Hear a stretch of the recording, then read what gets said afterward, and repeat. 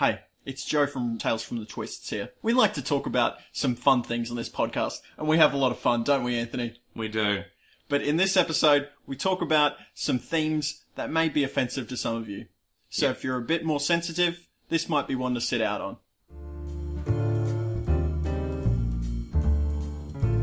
Hello, and welcome to Tales from the Twists, a podcast where we talk about Round the Twist, an 80s, 90s television show from Australia. My name is Joseph Lewis, and I'm joined here today, as always, by my co-host, Anthony Bull. Oh, hey Joe, how's it going? I'm very well, thank you. How are you? I'm good. Today, we're meeting together to talk about Lucky Lips, which I believe is episode 9 of the first series of Round the Twist, Yes. which originally aired in 1989, the year both of us were born. Ah, yes. Bit of trivia there for you, There you go, twisties. You learn something new when you pop it into Google and go to IMDb. Twistosterones. Is it on IMDb? It would be on IMDb. Yeah, right? everything's on IMDb. Ah, well then, yeah. So, Lucky Lips, strange episode, kind of some dark themes hidden among a light narrative. Yeah, pretty kind of dark, rape-based themes. Yeah, so we start off, we get our theme song, which is cool, as always, and then we get a teaser for the episode, which is usually just the title of the episode over something to give us an idea of what's going to happen. So we have a blank stage, a blank scene, just black, like a dark room type thing, with the mirror in the center, and then we see Pete in front of the mirror, putting on some invisible lipstick, and then he screams. And then we get a red font over the top that gives us the title of the episode, Lucky Lips. Yeah, and that font was very clearly inspired by, what's the movie? I just had it right down here. Rocky Horror Picture Yeah, Show. Rocky Horror Picture Show. It was inspired, it was very much so. Like, I checked the font, the title of the Rocky Horror afterwards. Fucking basically the same logo. And that scene reminded me of that scene from Silence of the Lambs, though, more than anything else. How so? Which scene? The scene where, Buffalo Billy puts the makeup in front of the mirror and he's like, Oh, yep. Would you fuck me? I'd fuck me so hard. Yep. But that came out beforehand, so... Yeah, what do you this think? came out before Silence of the Lambs, right? What yeah. year was that? 90-something? 90... I'm gonna say 91, that's a guess. Jodie Foster was quite young in that movie, so it must have been fairly early. Yeah, she wasn't that young, though, I mean... She was younger than she is now. Yeah, of course she is, but I mean, she was what? She was 13 or 14 when she was in Taxi Driver, which was in 1975. Okay. Ish. So... Yeah, so she was not young. Young enough. Well, she would have been in a... This'll show how bad my maths is. Would have been in her 30s, right? I guess so. Around that era. Yeah, sure. I imagine so. She looked... How old is to be she in her now? 30s. She's like 60-something? Well... What is it? She was what? Hang on. That's even... no, we don't know. I can't even figure it out. It's like 45 or something. She's in her 30s, and it's 15 years in the future, is it? No, it's 25 years in the future. Yeah. What is? Yeah, no, it should be 55-ish. Okay. Yeah, she's still, acting, is she? Yes. She was in that awful... Flight Plan? No, she was in that awful movie, Elysium. Oh, yeah, she was too. She was in, basically, White People Are Bad movie. That's The Mexicans are the best people in the world. Yeah, pretty much. According And to that that one movie. Indian guy, because they were like, oh, no, we can't make all the rich people white, so we'll make that one Indian guy on Elysium, just to even it out or something. Yeah. Yeah, so Lucky Lips. We start off the actual episode. Pete is lying on his bed, and he loves this poster of Zan. It's got Zan written on it. She's like I this read that biker as chick. Zane. No, it's Z-A-N. I thought it was Z-A-N-E. No, there was no E. I saw an E, man. There was no E. It was Zane.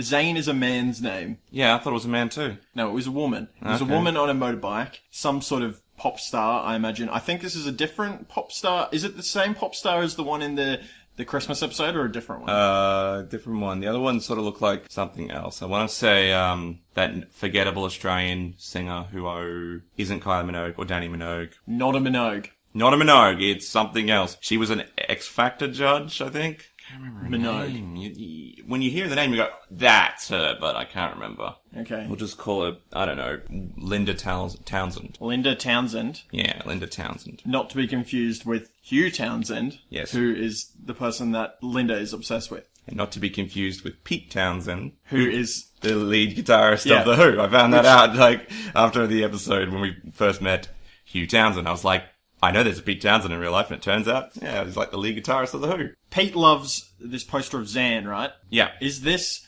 Zan Rowe from Triple J during the day? Who's Zan Rowe? She does the morning shift, I don't. 10 till 12.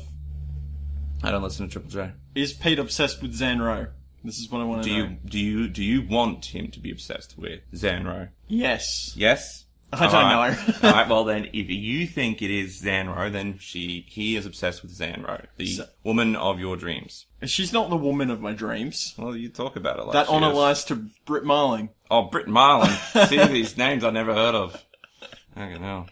So Pete is imagining himself as a cowboy, and in this... No, an urban cowboy. What is the difference between a cowboy and an urban cowboy? Well, an urban cowboy rides a hog. Steel horse? A steel horse I ride, yeah. Yes. And they want it dead or alive. Whereas a regular cowboy is just wanted dead or alive on a horse. Yeah. So it's a big, important distinguishing difference, mate. Yeah, Okay? so he's dressed as an urban cowboy. Yeah. And instead of Zan being on her motorbike as she is in the poster, the motorbike is still there, but Fiona is on the motorbike. She says to Pete, "Pete, kiss me." So if you're a new listener, Fiona is the girl in Pete's class that he is obsessed with. Well, okay, he's crushing on. I don't want to say obsessed because it makes him sound like a stalker. Well, he is a stalker in this episode. Yeah, he is a bit of a stalker. But like, it's, in this episode at very least, it's reciprocal. His stalking is reciprocated Not positively. completely. Not completely. She doesn't stalk him back. Well, no, I mean, maybe like, she does. she doesn't, she engages him positively. She doesn't, like, not like it. Or she doesn't not like him. If you like the fact that someone is stalking you, is that still stalking? Well, stalking is a problem when you don't like that the person is stalking you, right? You don't like that person, and you've told them to go away, or even if you haven't, like, you don't like that they're doing it. It's not a problem if you do kind of like them. Because they're stalking you, sure, but, you're interested in that, so there's no real harm there. What is the definition of stalking? Well, stalking would be... Isn't stalking following someone without permission? Yeah, sure, but I mean, like, you can do that, I guess. If that's true, then isn't everyone who on Twitter technically stalking? But you're not obsessively following them. You Some just people click do. a button. Stalking, You're not like you could walking around. If you use that arbitrary, following if them. you use that definition, then like any following, I guess, of a person is stalking, which I guess is true, but it's more about whether or not that stalking is bad. And I think that's more about whether or not it's causing damage to the person who is But being who stalked. decides that? Who decides? That would have to be the person being stalked, I guess, because the stalker is the one doing it. Like, I guess, I don't know. What do you think? I don't know. Like, give me your opinion on stalking. You can't just say it's completely up to the person who's being stalked, because, like, if I said hello to you at the shops, Yeah. and you said, "I don't appreciate this kind of attention, you're stalking me now," that's not stalking. That's true. But like, I mean, then maybe perhaps it has to be following and approaching and interactions with a person over a long period of time that is not appreciated by the person and is stated by the person receiving the stalking as negative. So they have come out and said, yeah, I don't like this person stalking me. They keep following me around, blah, blah, blah. Then that would be stalking. As opposed to, you met me at the shops. And it's like, oh my gosh, you're stalking me now, Joe. Yeah. There you go. I guess. Who knows? Back to the actual episode. Linda and Pete are in this dream world, and not Linda, Fiona, not Pete's sister. Yeah. That would be weird. If Fiona asks Pete to kiss him, he's about to do it, and then Linda comes in the room, in actual real life, and she says, Pete, did you buy this? And Pete's brought back to reality very abruptly. Yeah. And Linda is holding up a magazine. I didn't catch what type of magazine it was. It was It had to be Cosmo? like a beauty makeup magazine. I thought it was like a gentleman's magazine. No. But it wasn't. It was a magazine aimed at teenage girls. Yeah, that's what I thought it was at the start. I'm like, why would you admit that? I don't know. Yeah, well, he did. That was the thing. He didn't admit to it. He was like, I wouldn't buy that. That couldn't be for me. And then he'd written a letter, isn't he? Yeah, so Linda says, you sure you didn't buy this? Because at the back in the agony column, that we have a letter here from a PT from Port Noranda. And Pete says, there must be millions of PTs in Port Noranda. Now, I don't know the population of Port Noranda, but it can't be that big. Well, I mean, yeah, sure, but like PT isn't a difficult thing. I mean, there's probably a whole bunch of other people with the name T ending in T. I can't think of any because there's only like a select cast, but come on, like... Yeah, it depends on the episode how many people are actually in this town. Because the school is quite small, right? But whenever they have like large things that happen, there's like loads of people around. Yeah. So usually in a classroom episode, there's the class of like Pete and Linda's class. There's only like 20 people there, Yeah. and there's only seems to be 2 teachers in the school. Yeah.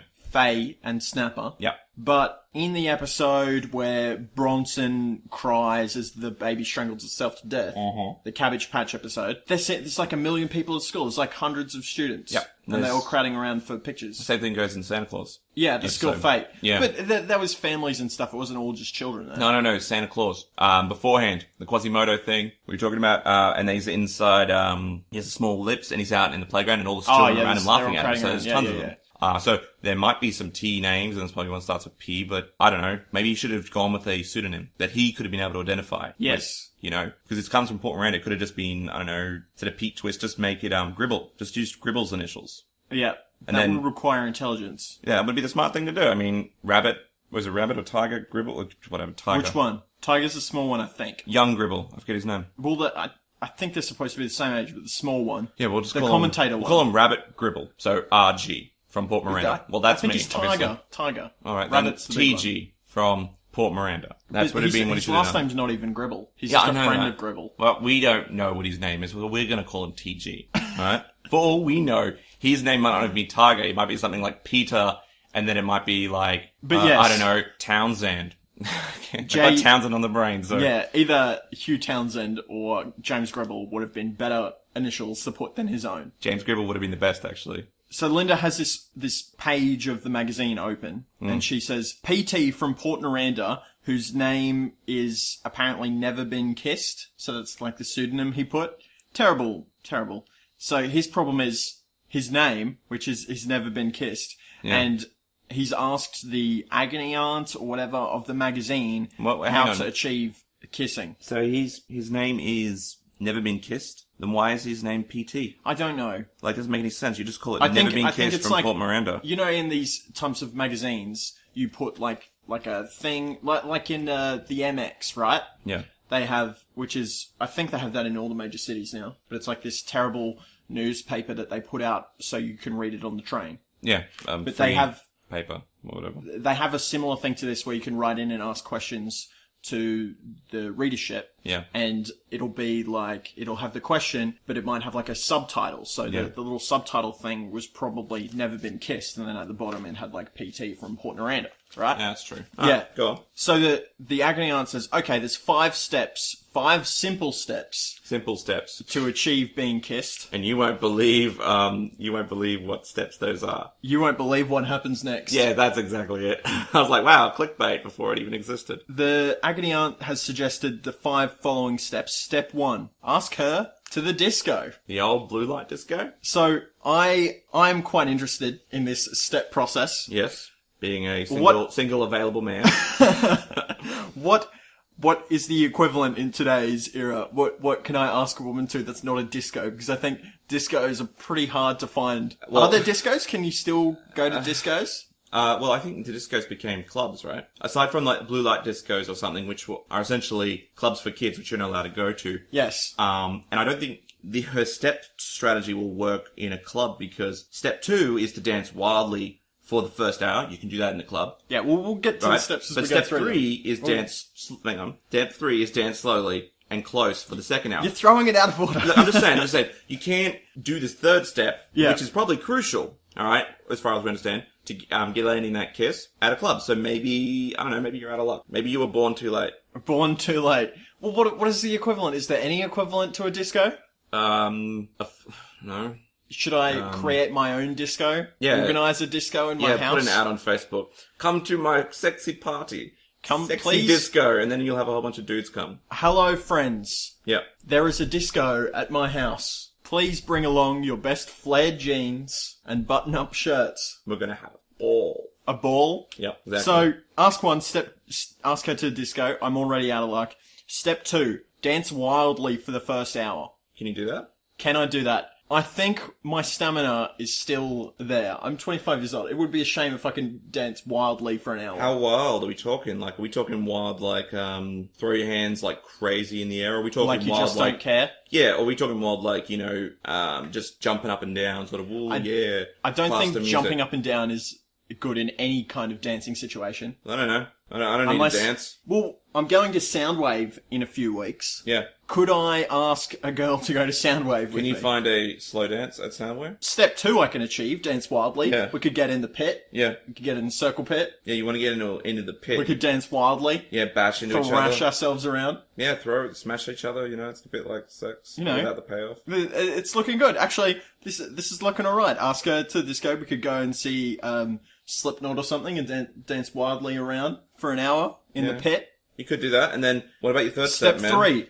dance slowly and close to her for the next hour. It's not gonna happen, man. Well, there's a band playing called Apocalyptica. I don't Okay. Are they are they a progressive rock band? No, they are a 4-cello band, and they used to do covers of Metallica, and they're like stringed. It's like classical meets metal. How fast is it? It's slower than most metal. That's not really No, good. but it's that's like relative. that's like saying it's like, I don't know, certain type of rap is slower than another type of rap. It's like, well, Yeah, but it's still very fast. It's no fucking jazz, alright? It's no blues. I don't think there's going to be any circle pits. What is a circle pit? Oh, you don't know what a I circle don't know pit is? what a circle pit is. Okay, so a circle pit in metal, when you have a band going, it's pretty intense. You have like the mosh pit area. Mm-hmm. Everyone will open up into a circle. Mm-hmm. So it'll be like, oh, we're starting the circle. And then the circle will open up and people will start to run around in circles around the perimeter of the circle. Okay. Run really fast. They just start like running around and then they like just start like beating each other up. That sounds retarded. Sounds really retarded. They're really banned sounds so retarded. It's banned in some events. They just like open up. Everyone gets like so into it. A lot of them are on drugs and stuff, and they run around really fast. You have to be on drugs. They beat each other up to actually want to go and do that. Like, what the fuck? Like, why don't you just stop in place and have your arm out and wait for the guy to run into it? Well, that's what they do. Yeah, well, good. That's what the smart people should be fucking doing. But they all well, just pick a it's fight like a with frenzy. somebody. You want to get in the fight. Don't do the running shit. That's just like preamble crap. Just fight already. Just get in there and beat the shit out of each other. So that's what you want to do. I'm doing this with her. So you want to beat the shit out of your potential date? Is that in the circle pit? No, somebody else will do it for me. We're doing the circle pit at the like Dragon Force or something early in the day, and then when it comes time to go to Apocalyptica, we'll dance slowly. We'll like mosh next to each other, enjoy the music, put our hands up with the horns. Yeah. And this is working out for me. This is working out. All I can see it is you coming home with like broken noses and... Well, this is the next step. like APVs and stuff. This is the next step. Yep. Step 4, walk her home. So I can walk her to the train station in the valley, late at night. We're quite sweaty, fairly romantic. Just drop her off at the valley. Like, everyone's dressed in black. A couple of bloody noses, maybe a black eye from the circle pit. And just remember the people that were on drugs who were coming home, they're still on drugs. But everyone's quite polite at the walk home from Soundwave. Probably. I'm not surprised that they wouldn't be, but I mean, all you need is like one guy to be like high on PCP and just wanted to just take, I don't know. No, but they get all their aggression out in the circle pit. I guess so. So we're walking home. That step's covered. Okay. Yeah. I'm on track here. And then step 5, look her in the eyes, and if they say yes, kiss her. So how do I realize if her eyes are saying yes or not? If her mouth is saying yes?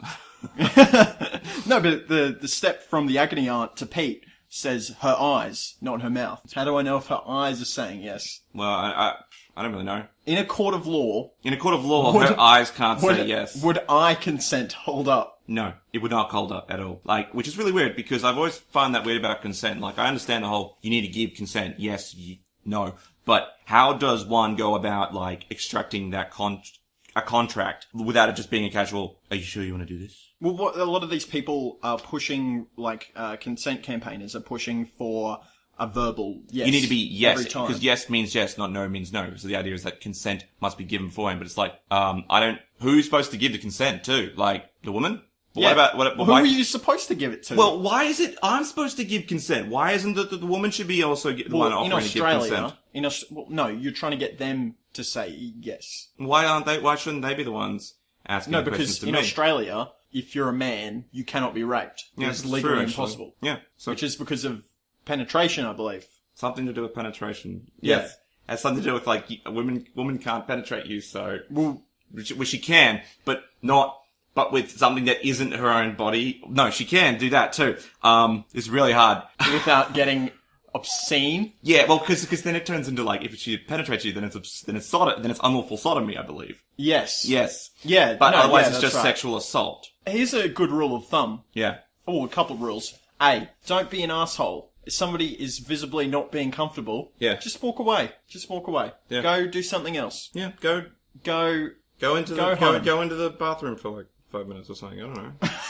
Just go talk to somebody else. Don't be that guy Step or that 2. girl. Step 2. If you're unsure, Yes. just ask. Takes 3 seconds. You sure you want to do this? You know, you realize how that much that breaks up the romance. Yeah, but if you're unsure, I know, it's weird. I don't know.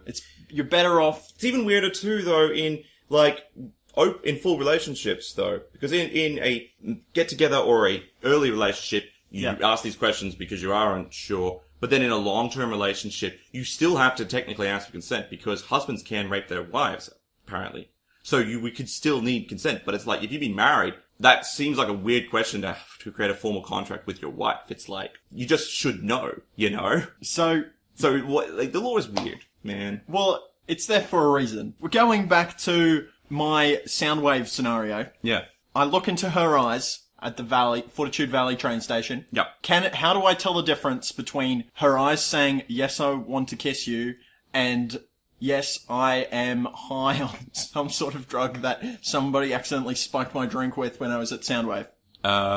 You don't. So I just ask. So is there a fundamental flaw in the agony aunt's advice? Yes. Like, at least with our Australian legal system. And even To be fair, it's just kissing. but still, it's like mouth rape. No, Yeah. I think it would be, is it sexual assault? I don't know. Sexual assault, unwelcome sexual advances. Yeah. But remember, if she's on drugs too, she can't legally give consent. I've got a fun, while we're on this vague subject. Yes. I've got a fun interlude. Yes. I was at, a fun interlude on our subject of rape. To break the tension about rape, we're gonna have I got a fun interlude on our fun interlude of our fun interlude. Yes. I was out in the city. We were having a rap party or a get together with. Now, when you say rap, you mean a wrap up party, correct? Yeah, a wrap up party for one of the projects I was working on. And we were in the city, and I was with a couple of friends, and I think I was driving. But we came out of this club that we'd managed to get into because we knew this girl who was friends with the guy who was the son of the guy that owned the club. And it was basically the only reason that we could get in because we were not dressed appropriately for like one of the most smartly dressed clubs in the city. Oh, so you were wearing like you were wearing casual club? I had like a t-shirt on. Oh, I think I wasn't really expecting to end up here, but we were very farly underdressed for this club. People were wearing suits. What was the club? I think it was Fridays. Oh, okay, cool. I don't know. One of the ones that start with F. We come out of this club and we're standing on the side of the street and we were going to be walking back to wherever I had parked my car. And me and a friend. And this girl came up to us and asked, "Oh, can I borrow one of your phones? Because I've lost my phone." And my friend was quite intoxicated. Yeah. And he just whips out his iPhone and gives it to her. She could have been anybody. Yeah. And she starts calling. And my friend was a little bit inebriated. Nothing rude was said. But he was like, "Oh, this girl's interested in me." And as she is dialing her phone, Yeah. she calmly reaches into her bag, Yeah. pulls out a knife, puts it down on the edge of the bench that we were standing on, and then like turns to look my friend in the eye. And we were both like, "Oh, okay, this is happening." Did he get mugged or was it? No, She's just like, she's just, I don't know. She's just like, saying, I'm not really interested. I'm not interested by placing a knife on the bench. What kind of knife was it? How big? It was like it was a fold-out knife. Was that I don't like know if it was like a pocket knife? blade. It was some kind of pocket knife, yeah. How big? A couple of inches? It was, I have large hands, but it was about half the size of my hand. Oh, yeah, you could fucking survive that. But but it was a flip-out one, so it would have been about the size of my hand fully extended. My hands are quite large. Yeah, but the blade is actually just the size of your palm. Yeah. So, like, you could survive a knife stab. Knife stabbing is not whether or not you'll survive it. Yeah. Because you could be stabbed quite a few times and survive. It's about... What'd your friend do? Do you want to be... Oh, he just laughed. He was fairly intoxicated. It was just a weird... Did she pull a knife out of her bag? Yeah. Point it at the thing and look at your friend. She just took it out of her bag, put it, still folded up, and put it on the bench, just where we could see it. Oh, so it was folded up still. It was still folded up. So she wasn't having it in her hand. Okay, well, that's not so bad. She wasn't. Then. I thought she like had gesturing. it there. She's like, if you try to hurt me, it's like. She wasn't aggressively posturing at us. Because, she could have robbed you. She could have been like, now that I have your phone, give me your wallet. That's what we said afterwards. Like, she could have just walked away with his phone. Yeah. Well, it was kind of a weird... It's kind of stupid because you could just call the phone. Yeah, but, like, you can pull out the SIM card and stuff. You can still track it like, he probably still has location services on, so at the point where the SIM card was taken out, you could still find it from there. Yeah. Anyway. Back to the story. So, these 5 steps that we have from the agony aunt, yes or no? No. Good? No. Not good? I don't... Look, just... Whatever. Linda says to Pete, if her name is Fiona, if you're trying to oppress a girl and her name is Fiona, you are not going to manage it. She would never be seen with a nerd like you. I'd never got the impression that Pete was a nerd. I don't know what constitutes a nerd, man. Is nerd, this was the 80s, is nerd just a general put down? Yeah, I think nerd was just a general put down. Like, if you didn't fit in, like, he's a new kid, right? I guess it's just a general put down. An all-purpose put down. Yeah, well, yeah. Okay, it's just a general all-purpose put down. A geek would be a fine term as well. Okay. Pete replies with, well, at least she's going to the disco with me. Hugh Townsend would never even know that you're alive. Bit mean. That's very mean. Linda loves Hugh Townsend. Yeah, it's like, that's really mean, Pete. Like, jeez. Yeah, mate. Be nice to your sister. Yeah, that'd be a little nicer. She's a sensitive teenager. Yeah, she's got feelings and stuff. She has body issues. She has body issues. We discussed she does. In the Gumleaf episode. Well, that's true. Just be nice to her. Yeah. We cut to the disco. Tiger. The convenient disco. The convenient disco. Because, like, it's like, oh, invited to a disco? There just happens to be one. Yeah, there just happens to be one. Maybe he organised it, so he'd have an excuse. That is dedication. Or is that stalking? Maybe a bit of both. Yeah, a bit of both. Tiger is the DJ at this disco. Tiger's the small, funny gribble, as we discussed earlier. He's jumping around. Yeah. This disco is the most 80s thing that I've ever seen. Yeah. So, Australia, we're a first world country, right? Yeah, I suppose so, yeah. But we lag a couple of years behind the trends of some of the other countries. Like, I think if something is popular in the Americas, it's probably going to be a couple of years before it completely takes off here. Would that be fair? Is that a fair assessment? Back then, yeah. Back then. Even now. Even now. To an extent. To an extent now, but because of the interconnectedness of the world in, like, social media and stuff, there's global trends that tend to pop up and exist, I guess, throughout the entire planet. Like, One Direction, okay? You wouldn't have had that back in the early 90s. I'm not talking about what band is popular. I'm talking about even just... like, dress sense and stuff. Yeah, dress sense as well. Like, it doesn't... I don't know. Maybe...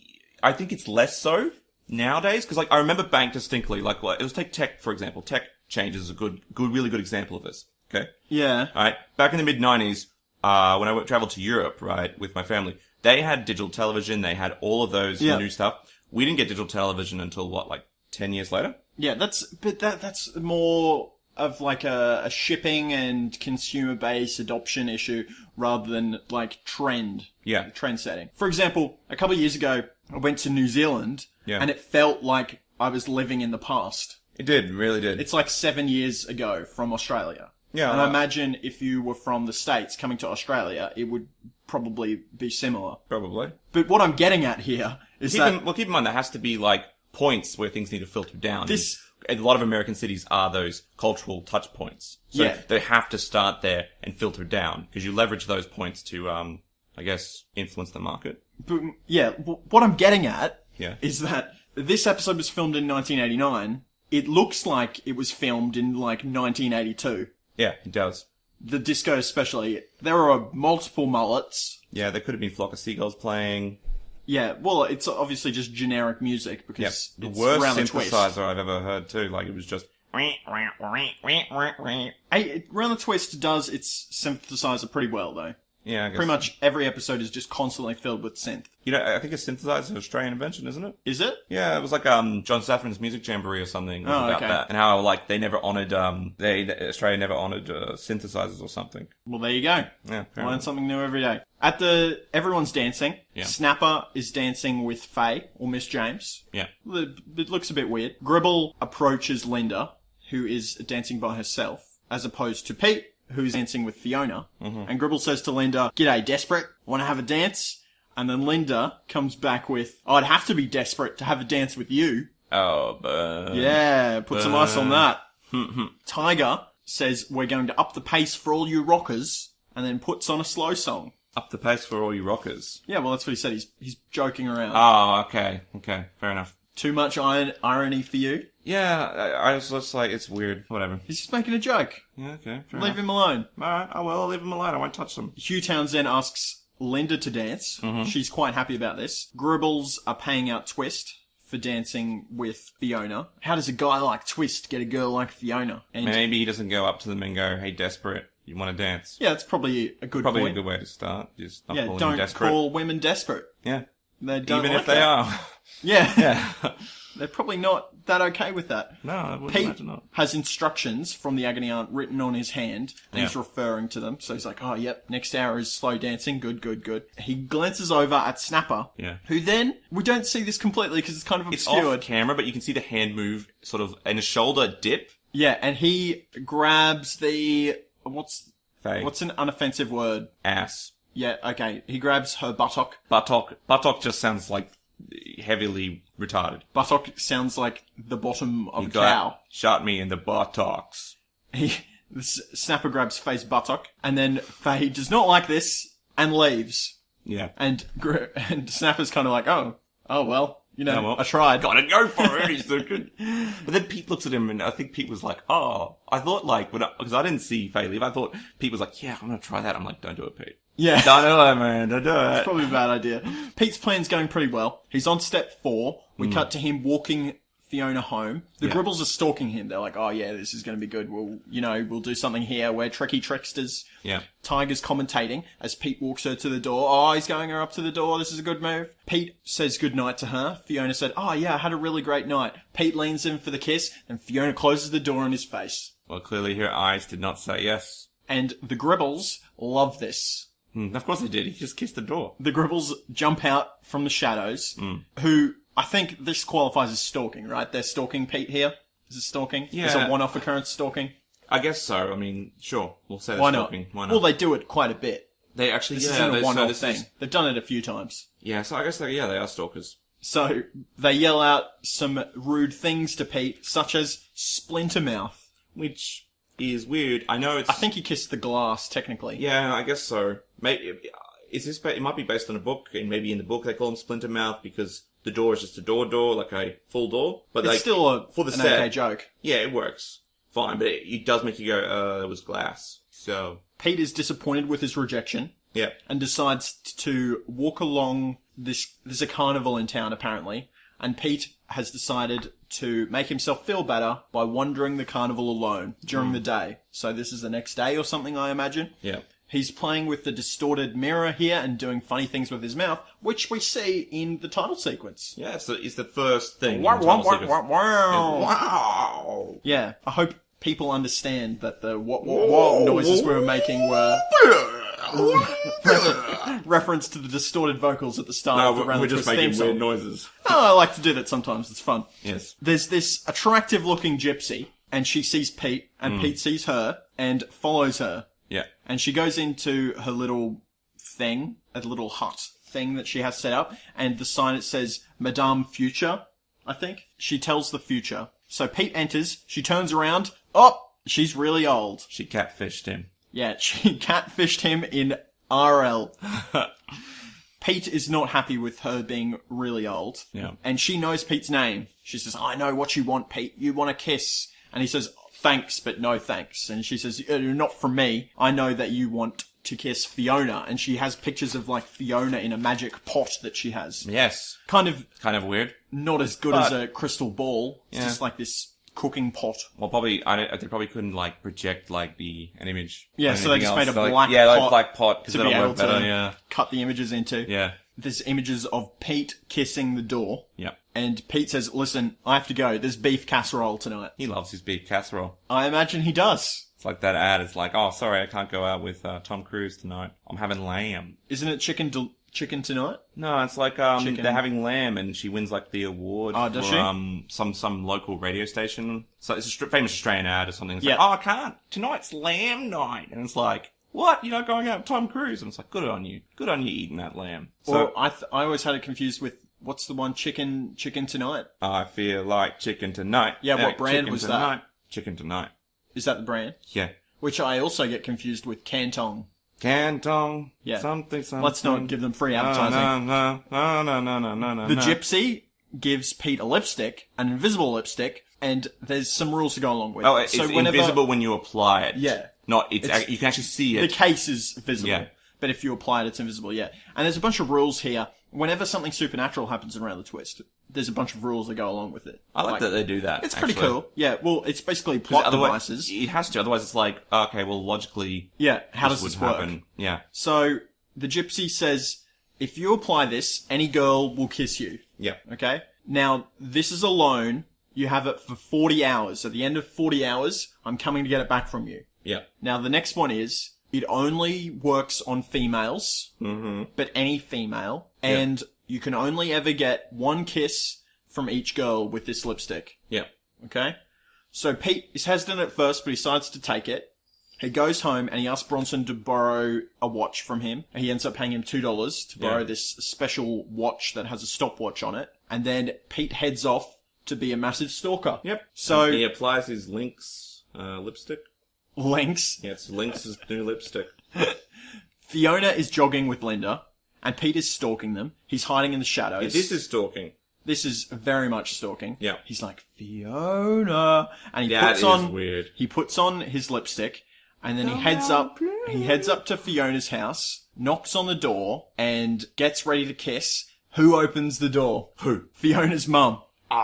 And she wildly makes out with Pete. Would have been kind of a weird thing to film, because I imagine that Pete is probably still not 18 at this point. It would have been a very weird thing to film.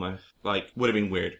So weird. Pete probably liked it. Yeah, Pete probably liked it. Like, I don't know if the actresses liked it. I mean, they would have been like, oh, I don't know if I want this on my record. You can fake it to a degree, but Still a little weird, right? It did look like she was going at it. Well, it's good that she looked like she was going at it, because, I mean, that's good acting. I mean, Yeah. But it's still weird. Pete- Shit. Pete falls to the ground, and Fiona's mum is quite upset that she kissed And she has him. look, she has lipstick too. She has full red lipstick Yeah, on. and it goes all over It goes his all over face. Pete's face. Fiona's dad comes out, and he's like, what's going on here, eh? And Fiona comes out as well, and she's like, what the heck? Yeah. And Pete runs away and says, oh, she kissed me, I didn't kiss her. Yeah. Kind of a hard thing to argue. Yeah. Women are always right in these respects. Well, true. This does sort of that is a point that this does try to drill home that, you know, it's like, oh, it was the lipstick applier's fault, which is the man's fault, or whatever. But come on, he's a boy and she's a old woman. She is a grown person. This shouldn't work. This should not apply. It's like At the time, I imagine Pete probably would have got in trouble, right? If he had sexually assaulted her. Yeah. Okay? But in today's court, I imagine that if Pete was a minor at this point, which he is in the story, Fiona's mum would have been in trouble here. I guess Because so. he's underage. Yeah. Because you can't consent when you're underage. So it automatically makes her at fault. I guess so. I don't know. I'm not a legal expert. Neither am I, but we like to speculate on the We show. do like to and we will speculate on the speculate until the cows come home. Yes. At Don't school- take our advice as legal advice. Do not take any advice on this podcast. We need one of those things which is like, no, legal advice, we're not practicing lawyers. Please consult, blah, blah, blah, blah, blah. Spoken by HBD. Great. Great. Use that at the end of all our episodes. At the school, at Pete's school, everyone's laughing at him and for making out with Fiona's mum. And he says, oh, it's not my fault. I've got animal magnetism. And there's a great call here, which is kind of hard to hear, but you picked it up. Yeah. Tiger calls out, he carries a magnet around in his wallet. Yeah, it's like off, it's like he's, way off in the scene. Yeah. So like, oh god, I love that. It's just so funny. So pretty what's he good. implying here? Yeah, what is he implying here? Like, I originally thought when I heard it, I thought it was like, oh, he's implying that he's got a condom in the wallet. But then I was Yeah. like, magnet in the wallet. Is he saying that all women are only interested in men's money? Is that the this joke? the point Is that that the he's joke that making? he's I trying don't to make? I feel like that's what he's trying to make. It's either that or, yeah, instead It's of a a condom literal in the wallet. because of magnetism. Yeah, what? A literal wallet, like an actual, an actual magnet. Because he says animal magnetism. Yeah. Because he's saying he's got an actual magnet. Yeah, but why is the magnet in his wallet? Is it because it's a joke because it's a condom, or is it because, and that's where you keep your condom, or is it a joke because women are drawn to men with money? That's the joke, by the way. You know, that women are drawn to money or something. I don't know. I don't know, but it's definitely a good joke, and it's funny. I don't know why it's funny, but hey, that's Tiger. Is it Tiger? Yeah. Tiger? He's a pro. I love him. Pete's in the classroom. He's about to try again. Yeah. They're doing some work. They're reading some book. I didn't catch the title of the book. Pete puts on the lipstick underneath his book and hides it from the rest of the class. But Gribble sees him apply this. And Gribble's like, something's going on here. Why didn't Gribble just call him out? Well, he's putting on lipstick. That's pretty weird. yeah, but I think Gribble, depending on the episode, Gribble has differing levels of intelligence. So he likes to know kind of, what's this going on? Like with the remote control in the spaghetti episode. He's like, what's this doing before he actually takes it? Okay. Now, Faye is teaching about personal space in Australia. Yeah, and how it's different from other cultures. Yeah, and Tiger says, I think personal space is about 2 miles for Twist. Fiona has to leave because she needs to take something to Snapper, I think. Yeah. Fiona... She just needs a convenient reason to... Yeah, well, basically, yeah. And Pete has applied his makeup, and Jill, one of the girls in the class is apparently named Jill. Yeah. She rushes over. Well, Pete scans the room trying to find Fiona. Yeah. And he locks eyes with Jill. Yes. And that, draws Jill in. That triggers the effect. And Clearly his eyes said yes, but Jill, his mouth said no. Yeah. She comes in, she grabs Pete and begins to make out with him wildly, and he, falls to the floor. Yeah. And then the Tiger commentates as all of the girls in the class rush towards Pete and begin to kiss him. Eventually, Linda does as well. And which is a bit weird. Faye as well. Right at the end, Faye does, which is the worst one. Yeah. And of course, you should read into this a consent metaphor, obviously. You would not want to be making out with your student, even under the influence of magical lipstick, because that would send you to jail these days. Yeah, that's true. That's true. All the girls are upset when they come back to their senses. That's weird too. They're upset when they come into their senses and they blame Twist. Yeah. But they're the ones who made out with him because they couldn't control their urges. Sounds like something else people say. Right? Maybe it's like shoe on other foot sort of thing they're trying to get home. Maybe Paul Jennings is a genius. Maybe. Or maybe he just writes weird stories. Fiona comes in and she's laughing at the results of what's happened. And Gribble is quite annoyed. She is a really accepting girl. She's pretty down with that. She's like, well, it depends on the episode. Oh, you just kissed all the girls in my classroom. Oh, you would do that. Gribble's pretty annoyed that he didn't get to kiss as many girls as Pete did. Yeah. We cut back to the lighthouse. We get 3 seconds of the magical music. Yeah. The ghostly music. And Tony checks the door and goes away. Yeah, he does. And then Fiona... And of course who's not there is... Nell. Nell's not there again. So... Which is weird. It means that we don't have a lot to talk about in that aspect, but I guess we got other stuff to talk about, so that's okay. Faye shows up. Yeah. And the kids tell Tony that she was dancing with Snapper at the disco. Yeah, that's what they say. Yeah, and he is kind of nonplussed about this. He's like, oh yeah, well, I'm not interested in her anyway. And the kids He's laugh. secretly annoyed because they know that he loves her. Yeah. Faye comes in and she says, listen, Tony, we've had some complaints about Pete. This is in front of Pete as well. Yeah. First of all, is she the right person to come in with these complaints since she just sexually was harassed the one her student who kissed him? Wouldn't it be the principal? Yeah, maybe there's not a principal at the school. There's not many teachers. Yeah, I guess so. Maybe, I guess Faye could be the principal or something. There's got to be a principal somewhere. And B, they're doing it with Pete in the room. Yeah, don't you usually have the child sitting outside and then you can kind of hear muffled sounds through the glass? Yeah. You'd be like, where's my dad? He's mad at me. Oh, no. Apparently, Fiona's dad is quite upset that Pete kissed his wife. And Pete's like, I didn't do it. It was magic lipstick. And Faye is a little bit embarrassed when they bring up that she actually kissed Pete as well. Yeah. And Tony says, listen here. This lipstick, it's fake. And he puts it on. Doesn't work. Yeah, prove. Yeah, he said, it doesn't work. Let me prove it to you. And he puts it on to prove that it's fake. And Linda legs it. She's like, oh no, not having this. That's good. I'm glad that she did that. Yeah, because... We don't need to see incest twice. Yeah, more than once in an episode is not okay. And then Faye passionately kisses Tony because of the lipstick. But she holds it a bit long. And then when it's finished, they're a bit weird about it. Almost like they're in love. And who comes around? Yeah, Nell with appears. the best with the best, like, line, probably. They're making out. Nell comes around the corner out of nowhere, and she says, in my day, teachers taught reading and writing. Yeah, and she just says it in a disgruntled voice and walks off. And she's not affected by the lipstick either. Yeah, why is this? Is it because of the coma theory? Yeah, it's that Nell is secretly in a coma? Yeah, it's because of the coma theory. So she's not affected by it. Or is it because she's too old? Everything else is affected by it.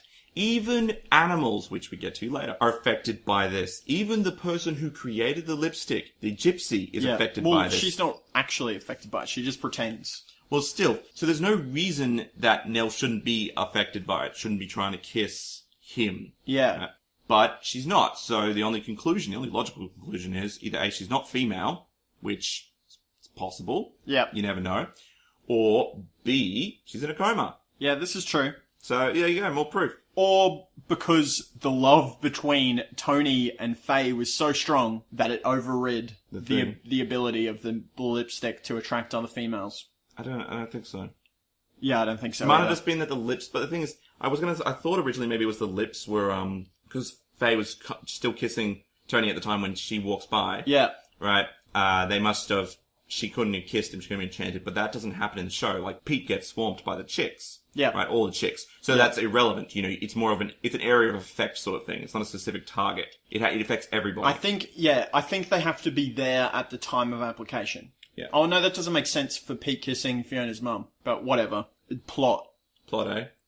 It thickens. Tony says to Faye, I shouldn't have done that, even though Faye was technically the one that kissed him.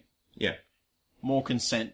And then Faye, it's pretty clear here that Faye loves him. She looks at him and then she wanders away and goes back to her car. Interesting note here, Pete is wearing a Guns N' Roses t-shirt. Yep. And he wants his lipstick back. And Tony says, oh no, it's too powerful for children. And it looks like he's got some plans for this lipstick because he's not aware of the rules, right? Yeah. So he probably wants to keep this for some other activities. Occasions. Yeah. You know what I liked about the Guns N' Roses t-shirts? What? They had a song called Paradise City. Yep. Which is the name of Port Miranda. Well, we like to refer to Port Miranda as Paradise. So there you go. Because it's not named in the first few episodes. Just called and Paradise. We were referring to it as some form of purgatory. Yeah. For Paradise. Pete sneaks down in the middle of the night and Tony has left his shirt in the middle of the lighthouse on one of the rails of the stairs. And Pete steals the lipstick out of the pocket of the shirt. Yeah. Fair enough. It's what you do, man, I guess. Faye, back in class. Steal from your dad. Faye is telling the class that they need to go to the agricultural show and they need to do some work activities and they need partners. Nobody wants to pair up. Well, they need a partner of the opposite gender. And nobody wants to pair up with, I don't know, for plot reasons. Weird. And nobody wants to pair up with Pete because they're all disgusted by him. He's segregated at the back of the class. Yeah, because they kissed him. Because he's just so irresistible. It's his fault that he had those lips, and if he just covered those lips, he should have just covered those lips up, and they wouldn't have kissed him.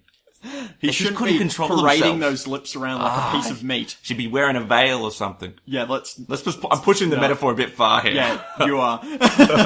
Fiona goes with Pete. She says, alright, I'll go with you, Pete. And Gribble says, I need that lipstick. That lipstick that Pete has, I need it. They're at the agricultural show. Yeah. And the Gribble children are lined up for the kissing booth. And when it gets right up to James Gribble's turn, the lady puts up a sign that says closed.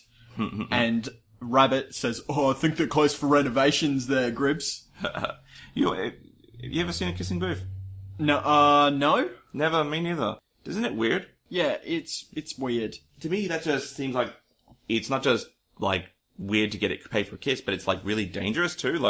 It's a great way to spread an infection. It is. So. And Fiona kind of makes this point. She says, I don't like kissing booths because I don't think that you should be forced to kiss somebody that you don't want to. It's basically Hint, hint. Is love, if you train someone to love you. What is love? What is love? Baby, don't hurt me. Baby, don't hurt me. Don't hurt me. No more? No more. Alright. Pete is about to tell Fiona about the lipstick. He pulls it out and he's about to tell her what it does. And then the Gribbles show up and they're like, oh, come here, twist. And they chase him away. They're running along and they go into like the pig pen area and they're running up on the stalls, on the stall walls. They're running through and somehow Pete gets the lipstick on his mouth when they have him up against the wall. They're not trying to put it on him. It's like they're trying trying to to wrestle steal it it away off and it just happens to brush against his lips. Yeah, kind of weird. Yeah. Then Pete falls in a pig pen. Yeah. And we get a voiceover reminder from the gypsy, all females will want to kiss you. So then the pigs kiss him. Because apparently they're all female pigs, which I believe is a sow. Is it? I think. I didn't know that. Maybe that's just a mum pig. Okay, well, there you go. If you're a farmer and you know what the difference is, you should write to us. Tell us, is it a sow or is it a Miss Piggy? Or Miss Piggy. something, I don't know. Pete somehow gets away, and we cut to later on down the road. And he's walking down the road and he's got pig kisses all over his face. And the Gribbles ambush him, and they take the lipstick off him. And he says, listen, take it away. I don't want this responsibility anymore. Just take it. And Gribble refers to himself as Gorgeous Gribble. Okay, fair enough. Just got a high value of himself. Well, he says, this is what I'll be when all the women want to kiss me. It doesn't make you gorgeous. It just means that she just basically makes You're you... brainwashing. Well, it just makes you into a whore, basically, doesn't it? But with kisses instead, right? Makes Yeah. you into a bit of a whore? Oh, yeah, well, I don't know. I don't know what the definition of that word is. Pete's on the rock, basically in the middle of the ocean, a la Jeff Probst from Survivor at the beginning of a season. Yep, sure. That's what everyone's like, yeah. Yep, I've got that image in my head. He's sitting there, lonely on a rock, staring out to sea. It would gone have with been better if we had... Could have gone with, like, like a boy suffering some sort of existential crisis, or It would have been just better... anything else. But Jeff Probst, he would have been like, It looked like a this Probst season shot. on Survivor! It looked like a Probst shot. All we needed was a sick aerial and him to, like, jump out of a helicopter or something. Fiona comes and finds Pete. I don't know how she did. And she says, I've been looking for you everywhere. And he says, look, I'm sorry about the lipstick, blah, blah, blah. And she says, listen, you don't need to steal kisses. Not you. People will want to kiss you. Stolen kisses aren't real at all. And then she makes out with Pete. That's cool. There you go, Pete. That's cool, man. Good one for you, cool. mate. Pete's alarm goes off. And he goes, ho, ho, ho. I know what's going to happen now. Gribble's on the road. Yeah. With his mates. And they're hiding in the bushes again. They love hiding in those bushes. They love hiding in bushes. There's the hot gypsy girl. Yeah. The original form of the gypsy. She's walking down the road. And Ty goes, here you go, mate. And Gribble puts on the lipstick. And then he goes out on the road. And he's like, oh, come here, gorgeous. And she turns around. And she's really old. And Gribble screams. Yeah. Then we cut back to Pete and Linda playing in the ocean. And then we intercut back to see Gribble and his mates running and screaming from the old gypsy who wants to kiss them all really badly. Yeah. That was cool. And that's the end of the episode. Yeah, it was cool. Anything more you want to say about the content of the episode? No, it was pretty one-directional, really. One-directional? Well, is that right? I don't know. Well, it didn't have, like, multiple things you could talk about. It was pretty much, hey, rape is bad. That's pretty much. Yeah. And you should ask for consent. Yeah, okay, cool. Okay. Yeah. It's a good message. Good message. Oh, and love that is given love? freely is better than love that is forced. And can you call love that is trained or forced love? No, probably not. Yeah. Wise sage, Fiona. You are a wise sage. Yeah, well, that's the thing, right? If physical actions are taken physically, that does not mean love. And the episode is saying that love is more important than that. Yeah. Good lesson for us all. Yeah, much better. A good lesson. You learn so much about it watching this show, you know? Just so many life So lessons. many things, like, looks don't matter, but they do. Yeah. And, that's my favourite. Yeah, it is good. It's real. So, Good on you, Paul. anything else you wanted to talk about? Namely, your lunch? Didn't have lunch. Oh, I did. Sorry. What did you have for lunch? I had leftover pizza, and the pizza was from Pizza Hut. I used to hate Vegemite, okay? Yeah. I really hated Oh, it. you didn't get Vegemite crust, did you? Yeah. Oh, 'Cause here's the thing, really? I used to hate Vegemite. Like, I used to hate it. Vegemite's pretty Then good. one day, right, I was up on, I don't know, I was like, okay, whatever. I was watching some YouTube video of Americans eating Vegemite, and then them applying it really thinly, and I was like, oh, alright, fuck it. If Americans can tolerate it, then I should just give it a go. I haven't That's had it the in secret. 15 years. Exactly. So I started doing it small, and I'm like, oh my gosh, this is pretty good. And then now I use like a decent amount now. Because you sort of ease into it. Yep. I also tried to watch cricket that same night, because I thought, oh, it's one Australian thing. I watched cricket, and I was like, yep, okay, I can confirm. Cricket is boring as shit. So I don't like cricket. Yes. But I like Vegemite. So then I tried the Vegemite crust, and it was exactly what you expect. Vegemite. Well, it's Vegemite, like, if you ever had Vegemite and, like, you put cheese on the top Yep. and you grill it, yeah, it's exactly like that. I'm so not it's concerned. pretty okay. I don't like the cheese crust pizzas. I don't normally like them either. You know the cheese stick things? Yeah. The gross cheese stick things? It's basically like a long thing of that slid put into inside it. a crust, and it tastes disgusting. Yeah, it's true. I mean, it doesn't melt like regular cheese. No, it doesn't, because it's not real. Yeah, it's Melts true. like plastic. Oh, well, it all comes out the same, so whatever. Before we talk about the episode, before we talk about social media, we should give the episode a rating. What would you rate? What would I rate? Lucky Lips. 8. 8 bowls of spaghetti. 8 bowls of spaghetti with Neapolitans. No, not Neapolitan. What's that thing? Napoli. Napoli sauce? Yeah, that's it. Napoli sauce, whatever. Yeah. Not Neapolitan. Neapolitan's an ice cream. I'm surprised you didn't have any Vegemite sauce. No, I don't want Vegemite sauce. Vegemite crust on your pizza. Look, Pasta. it's fine. I don't know. Spaghetti. Vegemite doesn't have to be in everything, but it can be in some things. I mean, cheese goes well with Vegemite, okay? And you grill Sure. it and it tastes just fine. If you don't like Vegemite, don't eat Vegemite. Just eat something else. I'm not as hot on this episode as you are. I'm going to give it 7 bowls of spaghetti, Yeah. but with a light sauce. A light sauce, like what? Like a low-calorie sauce. Okay. Like water. Like water. Okay. So you... No, just mince. Mince. No sauced mince No sauce mince, eh? Alright. on my spaghetti. Alright, fair enough. 7 bowls. Sounds very boring, but okay. Go for it. Yep. And social media. If you enjoyed the show, if you like listening to the two of us, you can help promote us, or you can just keep up with our updates on social media. What is the best way to get in contact with us? I reckon through Facebook's probably the best way. Facebook. And what are we on Facebook? We are Tales from the Twists on Facebook. Plural? Yeah, I believe we're Tales from Twists, plural. That's an S. S at the end. We've also got a website, but website's on the Facebook. And we do also have an Twitter and we have a YouTube, but just go to the Facebook and then you'll find all the resources there that you need for your Twitter and your YouTube. Are we on Instagram yet? We're never getting on Instagram. Are we on LinkedIn? No, but I could do that, I guess, and then I'd have to add it to my professional portfolio. Are we on Letterboxd? What the fuck is a letterbox? What is that? What is that? What is that magic shit? It's a film social media kind of. Are we film? Is this film? Well, No, it's not. So there's your answer. TV. Yeah, that's well. Are we on iTunes? We are, though. We just updated and moved across to our new iTunes. Because, if you didn't know, iTunes is really crap for podcast providers. Once you upload your podcast, you can't really make any changes. We were on an old podcast provider. We've used up all our space. We're on a new podcast provider. Yep. So our new one, you can find us in the App Store, right? Sorry, not the App Store, the Podcast Store, if you're using iTunes. And you just have to look up Tales from the Twists. Plural. It has an S at the end. The old one had no S, okay? And then this new episode will be on there, so it'll be easier to find. You just look for this episode and you'll find it. Tales from the Twists, plural. Yep. Exactly. And that's all we have time for today. Mm-hmm. Thank you for listening to Tales from the Twists. My name is Joe Lewis. And I'm Anthony Bull. Thank you for listening. Yeah. So yeah.